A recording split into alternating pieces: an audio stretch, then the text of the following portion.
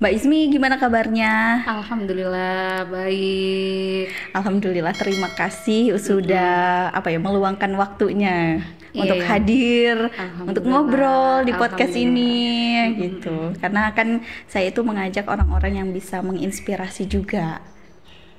Oh, Iya. menginspirasi ya. Iya. Perkenalan kita itu sebenarnya nggak jauh-jauh dari dunia broadcast seperti ini ya. Iya. Nah, yang dulu aku ingat itu kenal sama Mbak Ismi dulu zamannya di radio. Iya Ya kan? Beberapa tahun yang lalu. Bukan beberapa tahun, belasan Oh iya. kayaknya. Ya. Astagfirullahaladzim. Saking lamanya.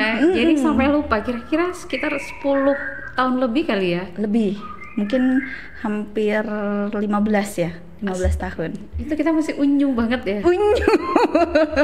Kita sama-sama belum nikah waktu itu. Iya benar, dan sebenarnya aku tuh banyak belajar dari Mbak Ismi. Soalnya kan dulu Mbak Ismi ini tergolong senior lah bisa dibilang, ya kan? Iya. Tapi kadang kita itu nggak bisa menyadari kelebihan kita sendiri kalau bukan orang lain yang ngasih tahu. Benar. Kalau aku kan sudah melihatnya Mbak Ismi dulu ya, zamannya kita, zaman di radio audisi gitu.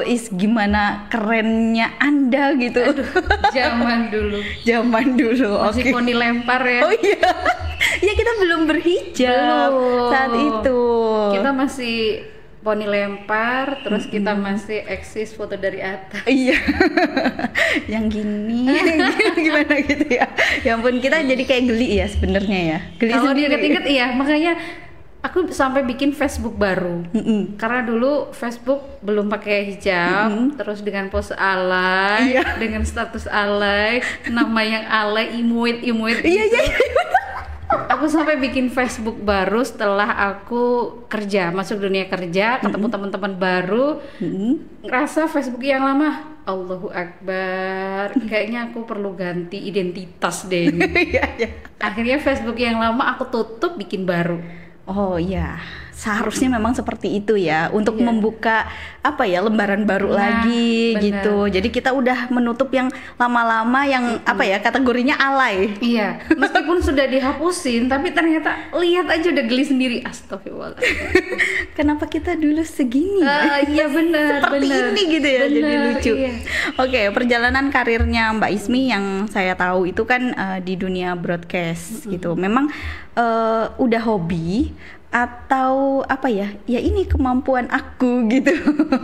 Kalau hobi memang hobi ya, dari dari SD, SMP itu sering siaran-siaran sendiri. Oh. Jadi di kelas itu mungkin teman-teman yang satu kelas sama aku mungkin ya ingat sering aku ngobrol-ngobrol sendiri. Jadi request lagu apa ya aku ya nyanyiin sendiri. Ya, suka narsis berarti ya. Iya gitu. Jadi kebetulan di kuliah waktu itu kan kuliahnya di Malang. Nah di sana itu ada UKM yang mewadahi bakat mahasiswanya. Jadi setelah terjun ke situ baru ngerasa oh kayaknya duniaku di sini, dan baru sadar sepertinya aku salah jurusan. Oh gitu ya. Jurusannya Iya. dulu apa? Jurusan dulu pendidikan biologi. Harusnya jadi guru. Iya, pendidikan Harusnya. biologi. Tapi setelah masuk radio itu baru sadar kayaknya aku salah jurusan deh. Tapi yang namanya kita udah nyemplung, mau keluar lagi ngabisin biaya lagi, Iya, waktu benar. lagi. Jadi akhirnya ya udah jalan dua-duanya, dan akhirnya sampai di sini. Oke. Dan sebenarnya juga bukan hanya fokus di Malang ya, di Lumajang juga sempat ikut kalau ada lomba di Iya. radio, sempat ikut-ikut juga gitu ya. Itu pun dapat informasi dari saudara-saudara. Saking saudara-saudara itu tahu aku itu sukanya itu memang seperti ini. Dari Malang itu aku ditelepon waktu itu. Di Malang waktu itu aku ditelepon ada lomba gini. Karena ya namanya kita kan pengen tahu kemampuan kita itu sampai mana sih. Iya. Akhirnya disuruh pulang sama ibu waktu itu. Coba-coba. Yang awalnya kan nggak pernah tahu seperti apa caranya gini-gini. Akhirnya ya udahlah coba. Ternyata alhamdulillah. Alhamdulillah. Jadi batu loncatan ya bisa dibilang ya. Dan ternyata memang kalau itu loh, kenapa sampai sekarang itu akhirnya saya punya anak, itu pengen anak saya itu ikut lomba ini, lomba itu, lomba ini. Sebenarnya bukan masalah juaranya, tapi dari situ kita bisa ketemu sama orang-orang yang berkompeten di bidang yang kita geluti saat ini. Jadi kita ketemu sama orang-orang baru dengan pengalaman baru, dengan cerita-cerita baru. Dari situ kita banyak belajar, bukan perkara juara 1, juara 2, bukan sih sebenarnya. Dari itu baru sadar, akhirnya ke bawah sampai sekarang. Oke. Jadi sering ya anak-anaknya diikutkan lomba-lomba seperti itu. Ya karena maknya dulu nggak bisa ikut lomba, jadinya itu semacam inner child kita itu tersakiti dan akhirnya melampiasnya ke anak. Jangan sampai ke anakku kayak gitu. Gitu. Ya, nah kalau di Malang sendiri sempat kerja juga di dunia radio. Iya, kalau di Malang dulu itu sempat jadi penyiar juga. Terus juga pernah masuk IO juga yang namanya waktu dulu kan pas-pasan juga. Jadi pengennya itu nggak ngerepotin orang tua. Jadi masuk IO itu ikut acara kayak gerbek pasar kayak gitu-gitu lah. Gitu-gitu. Jadi MC.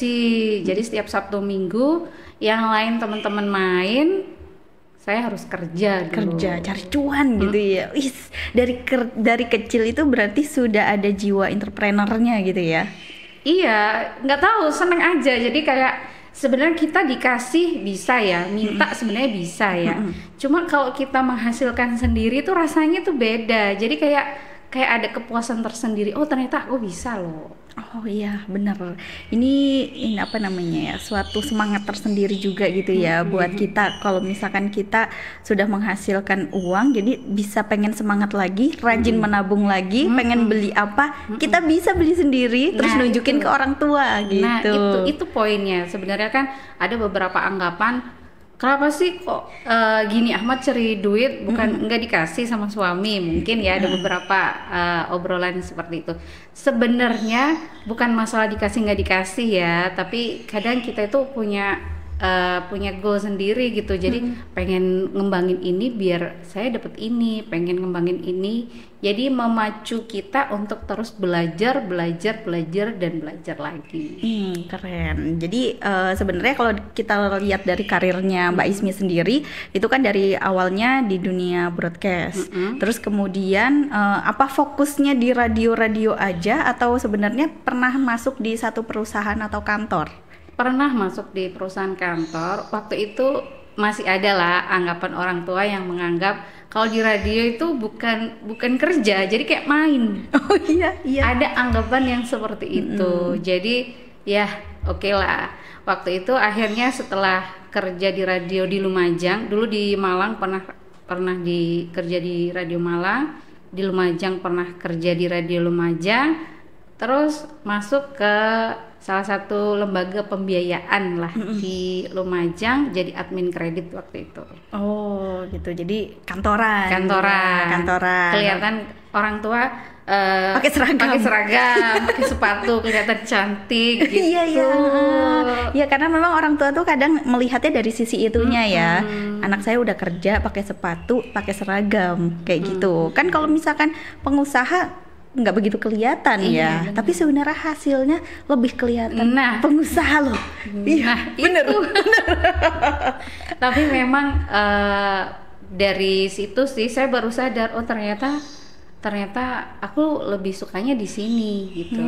Jadi dari itu aku tahu, harusnya saya seperti ini. Tapi karena tidak ingin menyakiti hati orang tua waktu itu, jadi ya oke lah, kita jalani aja apa yang ada di depan mata, gitu ceritanya. Tapi tetap waktu itu meskipun kerja di kantoran, aku tetap bisnis waktu itu.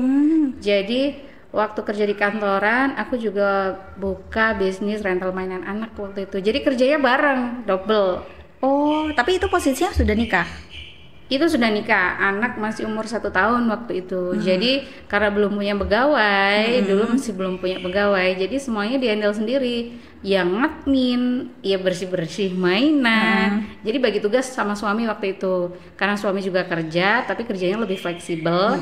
Jadi sore dia yang antar-antar mainan. Oh iya iya. Baru kumpul sama anak itu malam. Malam. Kadang kerja juga bawa mainan.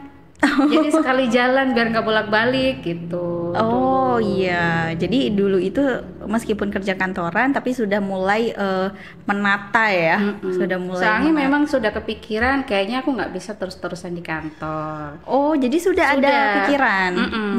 Jadi waktu itu kerja sudah sekitar 5 tahun apa 4 tahun di kerja kantoran.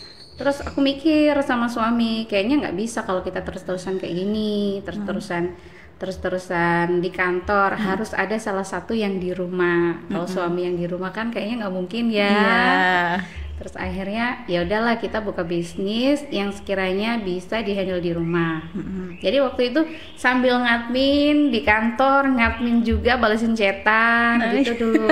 Jadi sama-sama kerja dari pagi sampai malam. Tapi kan kalau di rumah kan bisa kumpul sama anak gitu.